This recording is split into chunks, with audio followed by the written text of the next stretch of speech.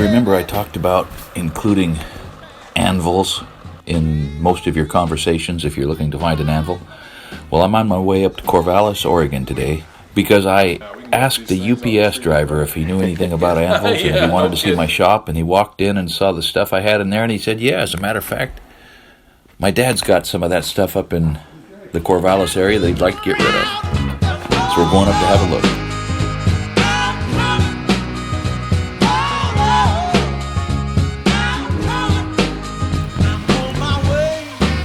Lo and behold, two pretty nice anvils and a small collection of other shop tools that'll just blend right in with the stuff I've got. And more importantly is I got to meet the nicest people.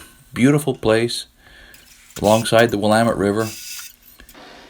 Each of the tools that he had a story, and he'd been using them not as much as he wanted to because he ended up being drawn into pottery instead of blacksmithing, which thing I do not entirely understand. You include anvils in your conversations, you're going to find an anvil, and if you're really lucky, you might find a new friend. And if you're really, really lucky, your grandson can help you pick it up.